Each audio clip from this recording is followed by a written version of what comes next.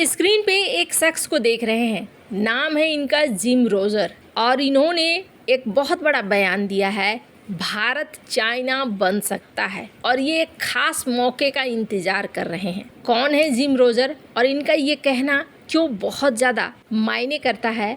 तो वहीं दूसरी तरफ स्क्रीन पर एक तस्वीर देख रहे हैं, जिस तस्वीर में ऐसा दिख रहा है कि शी जिनपिंग खाने के ऊपर वार कर रहे हैं। चाइना की इकोनॉमी को लेकर एक बड़ा संकेत क्यों मिल रहा है, और अब धड़ाधड़ अमेरिकी कंपनियों ने चाइना के अंदर एक्शन लेने शुरू कर दिए हैं। जियोपॉलिटिक्स में बहुत कुछ चल रहा है। हमेशा की तरह वर्ल्ड मिरर के इस एपिसोड में जानने को मिलेगा बहुत कुछ, इसलिए वीडियो को अंत तक जरूर देखें। कहते हैं ना, समय का पहिया घूमता है, और ऐसा ही कुछ इस वक्त हो रहा है। ये जो शख्स आप देख रहे हैं, ये माओ है। माओ के कुछ फैसले चाइना को बहुत ज्यादा भारी पड़े। जब माओ के हाथ में सत्ता मिली थी तो माओ सत्ता में तो बने रहना चाहते थे, लेकिन उनके अंदर कहा जाता है कि वैसी बात नहीं थी कि चाइना को वो बहुत ज्यादा आगे ले जा सके। बहुत दूर तक देखने की क्षमता नहीं थी। माओ ने अपने विरोधियों का सफाया करना शुरू कर दिया। आरोप लगाया जाता है माओ ऐसे लोगों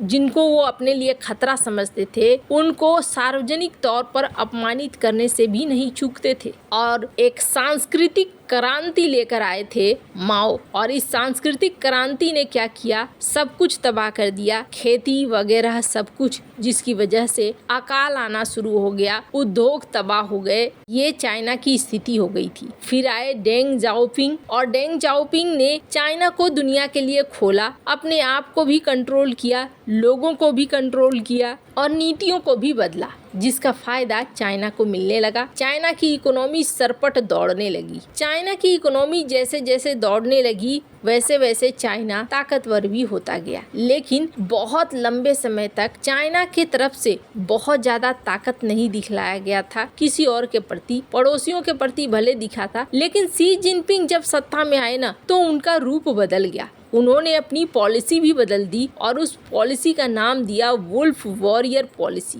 जिसके तहत चाइना आक्रामक हो गया, और शी जिनपिंग अपने कई नीतियों को लेकर आने लगे। अब इस आक्रामकता से खुद अमेरिका भी डरने लगा कि कहीं उसका पोजीशन छीनने की कोशिश तो चाइना नहीं कर रहा है। और अब धीरे धीरे क्या हुआ है, अमेरिका ने शिकंजा कसना शुरू कर दिया, और इस शिकंजा कसने का असर भी देखने को मिलने लगा। स्क्रीन पर एक आर्टिकल देखिए, ब्लैक रॉक, जो कि दुनिया की काफी बड़ी टॉप की कंपनियों में आती है, फाइनेंशियल कंपनियों में, इन्होंने कंपनी के डिवाइसेस को चाइना ट्रिप पर ले जाने से मना कराया है कि आपको वहां पर कंपनी का लैपटॉप, कंपनी का मोबाइल, ये सब कुछ लेकर नहीं जाना है। और कारण क्या है? कारण है डेटा सिक्योरिटी कंसर्न, कि डेटा चोरी होने का डर है। इस वजह से कोई भी अगर आप वहां पहुंचते हैं तो ऐसा कोई भी चीज लेकर न जाए। दूसरा बड़ा आर्टिकल आप देख सकते हैं, जो चाइना की इकोनॉमी के लिए सबसे बड़ा झटका है, और वो झटका क्या है? पहले IBM ने, फिर माइक्रोसॉफ्ट ने, और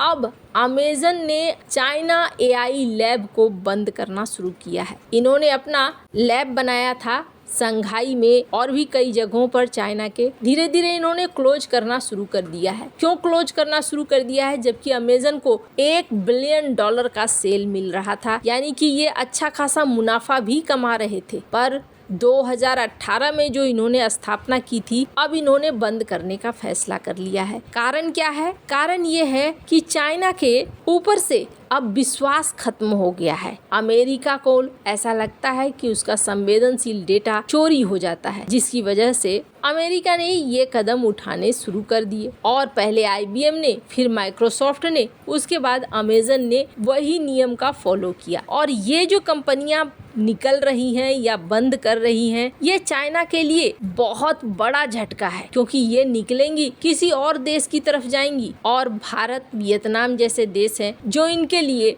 सबसे बेहतर है। खैर, अब चाइना के अंदर शी जिनपिंग की नीतियां सिर्फ इन्हीं पर असर नहीं कर रही हैं, बल्कि इनके खुद के उद्योग पर भी असर कर रही हैं। स्क्रीन पर एक आर्टिकल देख सकते हैं, शी जिनपिंग ने डिनर के ऊपर जो युद्ध शुरू किया, और इस युद्ध से चाइना की इकोनॉमी हर्ट हो रही है। अब हुआ क्या है, क्यों इस तरह के तस्वीर के साथ दिखलाया गया शी जिनपिंग को? तो शी जिनपिंग जब सत्ता में आए ना, उन्होंने एक नियम पास किया, और इस नियम में क्या था कि कोई भी बड़ा अधिकारी या कोई भी जो गवर्नमेंट से रिलेटेड बंदा है उसके लिए कोई रात्रि भोज वगैरह नहीं होगी। अब रात्रि भोज नहीं होगी यानी कि डिनर आयोजन नहीं होगा। पहले क्या होता था कि किसी अफसर से काम निकलवाना है तो उद्योगपति एक बड़ा सा रात्रि भोज आयोजन करते थे, उसमें बुलाते थे अफसर को और फिर अपने रिश्तों को सुदृढ़ करते थे, जिसके बाद उन्हें उनका फायदा मिलता था। तो शी जिनपिंग ने एक तरफ से सोचा कि चलो भ्रष्टाचार खत्म करने का सबसे बढ़िया उपाय ये है कि अब मैं गवर्नमेंट के अधिकारियों को ही कह देता हूँ कि तुम लोग रात्रि भोज वगैरह में नहीं जाओगे। तो बड़े बड़े रात्रि भोज आयोजन का मना कर दिया गया। किया तो गया बड़े बड़े के लिए मना, लेकिन अब चाइना के अंदर अधिकारियों के अंदर एक ऐसा डर बैठ गया कि वो अब छोटे मोटे समारोह में भी नहीं जाने लगे कि हम जाएंगे न जाने कल को फिर हमारे लिए कौन सी नई मुसीबत आ जाएगी। अब इससे क्या होने लगा, पहले क्या होता था अगर बड़ा बड़ा भव्य डिनर का आयोजन होता था तो इससे जो खान पान का उद्योग था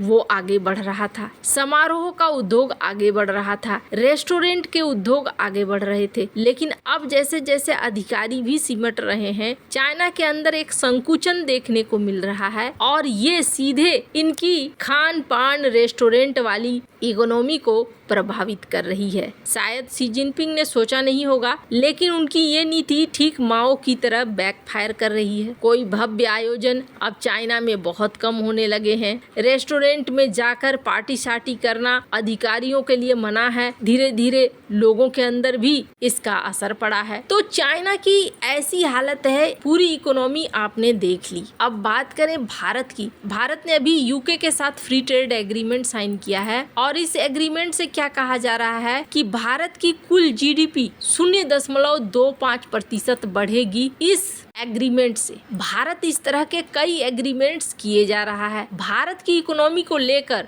रॉयटर्स जैसे अखबार ये लिखते हैं कि दुनिया भर में अनिश्चितता है लेकिन भारत की इकोनॉमी स्थिर है। इसके अलावा अगर आप देखें तो जेपी मॉर्गन का क्या कहना है, जेपी मॉर्गन का कहना है कि साल 2035 तक भारत की इकोनॉमी 10.6 ट्रिलियन डॉलर की हो जाएगी और साल 2028 तक दुनिया की तीसरी सबसे बड़ी इकोनॉमी बन जाएगी। इसी बीच जिम रोजर ने भी एक बयान दिया है। इन्होंने कहा है कि भारत चाइना बन सकता है लेकिन भारत को सही डायरेक्शन में चलना होगा। अब ये सही डायरेक्शन कैसा डायरेक्शन है, अपने इंफ्रास्ट्रक्चर को ठीक करना होगा, ये जो सरकारी चीजें होती हैं इनको भी ठीक करना होगा, ज्यादा से ज्यादा फ्री ट्रेड एग्रीमेंट करना होगा। हालांकि इन्होंने ये भी कहा कि जब भारत के अंदर मार्केट गिरावट में होगी तो मैं निवेश जरूर करूंगा। जिम रोजर को आजकल देखा जाता है कि ये ऐसे मार्केट में निवेश करते हैं जिनका भविष्य है लेकिन गिरते समय करते हैं ताकि ज्यादा से ज्यादा मुनाफा इनको उठते समय वापस मिले। आपको क्या लगता है इन सब मामले में, आपकी क्या राय है, कमेंट कर जरूर बताएं। जल्द मिलते हैं अगले वीडियो में नई खबर के साथ।